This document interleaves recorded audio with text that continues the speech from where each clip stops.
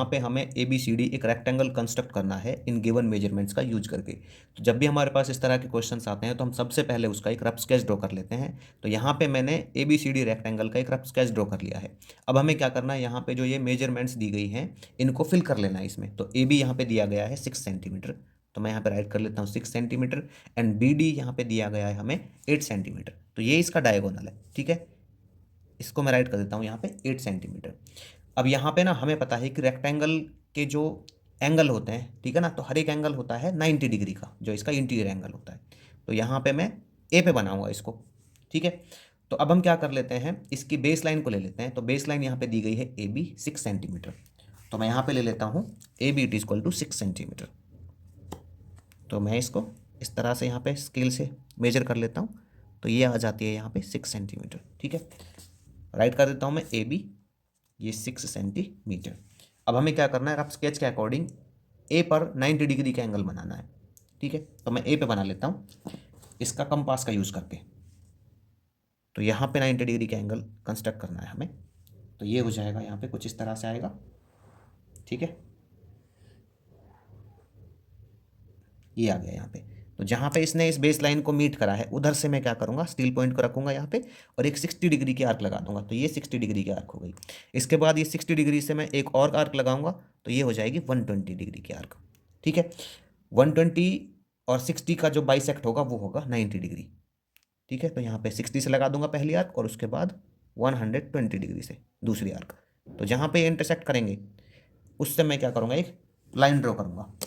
ठीक है, तो यहाँ पे मैं लाइन ड्रॉ कर लेता हूँ इधर से।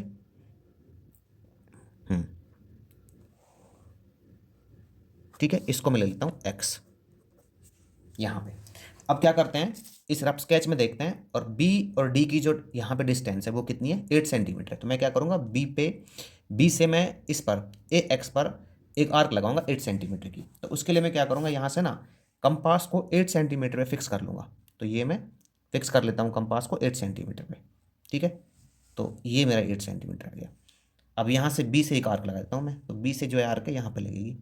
तो AX को इसने कहाँ पे इंटरसेक्ट किया, इसने किया D पे। तो रफ स्केच के अकॉर्डिंग यहाँ पे D है, तो मैं यहाँ पे D राइट कर देता हूँ। ठीक है, अब क्या करा देते हैं, हम इनको ज्वाइन करा देते हैं B और D को। तो B और D को मैं ज्वाइन करा देता हूँ इस तरह से। ठीक है, तो BD ज्वाइन हो गए यहाँ पे। अब मुझे क्या करना है, B से एक आर्क लगानी है, कितनी की, जितनी ये AD है उतनी रेडियस की। तो AD कितनी है, इसके लिए मैं क्या करूँगा, इस कंपास को यहाँ पे रखूँगा और इसको एक बार देख लूँगा, यहाँ पे इस तरह से फिक्स कर लूँगा कंपास को। ठीक है, तो ये इतनी है। ठीक है, तो उतनी ही मैं B से आर्क लगा देता हूँ ऊपर की तरफ। तो ये मैंने B से आर्क लगा दी। ठीक है, अब मैं क्या करूँगा, D से इधर देखो मेरे पास A आ गया, B आ गया और D आ गया, तो बचा C मेरे पास इसके अकॉर्डिंग। तो D से मैं एक आर्क लूँगा 6 सेंटीमीटर की, जो प्रीवियस आर्क को कट करेगी पॉइंट C पे। तो 6 सेंटीमीटर में कंपास को फिक्स कर लेता हूँ 6 सेंटीमीटर पे। तो ये यहाँ पे फिक्स हो गई। अब मैं D से एक आर्क लगाता हूँ प्रीवियस आर्क को कट करते हुए। ठीक है, इंटरसेक्ट करते हुए। तो ये इसने इंटरसेक्ट किया, तो ये आ जाती है मेरे पास कितनी, C। ठीक है, अब मैं क्या कर देता हूँ, इनको ज्वाइन करा देता हूँ। तो ये यहाँ पे ज्वाइन हो जाएगी किससे, B से C और C से D। ठीक है, ये इस तरह से ज्वाइन हो जाएगी। ठीक है, तो इस तरह से जो हमारा रेक्टेंगल है वो कंस्ट्रक्ट हो जाएगा साइड और डायगोनल का यूज करके। अब देखिए इसकी जो कंस्ट्रक्शन है वो मैंने यहाँ पे पहले ही राइट कर ली है।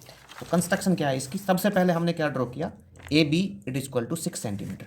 तो मैंने यहाँ पे राइट कर दिया draw AB it is equal to 6 centimetre. उसके बाद हमने क्या किया, ड्रॉ एंगल BAX। तो A पे मैंने 90 डिग्री का एंगल ड्रॉ किया ना, तो इस तरह से लिख लिया है draw BAX it is equal to 90 degree. फिर हमने क्या किया है, B से एक आर्क लगाई 8 सेंटीमीटर की। तो मैंने यहाँ पे लिखा नहीं, इसको लिख लेते हैं 8 सेंटीमीटर। ठीक है ना, तो 8 सेंटीमीटर की आर्क लगाई इंटरसेक्ट करते हुए AX को किस पर, D पर। तो इसने इंटरसेक्ट किया है किसको, AX को D पर। ठीक है, उसके बाद देखो हमने क्या किया, यहाँ पे B से एक आर्क लगाई जितनी हमने AD से आर्क लगाई थी। जितनी AD है ना उसी तरह से हमने B से आर्क लगाई इधर ऊपर की तरफ। फिर हमने D से एक 6 सेंटीमीटर रेडियस की आर्क लगाई, क्योंकि ये जो अपोजिट साइड्स होती हैं रेक्टेंगल की वो होती हैं इक्वल। तो इसीलिए हमने D से 6 सेंटीमीटर रेडियस की एक आर्क लगाई जिसने प्रीवियस आर्क को कट किया किस पे, C पे। उसके बाद हमने ज्वाइन करा दिया BC को और CD को। तो इस तरह से हमारा जो रेक्टेंगल है ABCD वो कंस्ट्रक्ट हो जाता है वन साइड और डायगोनल का यूज करके। ठीक है।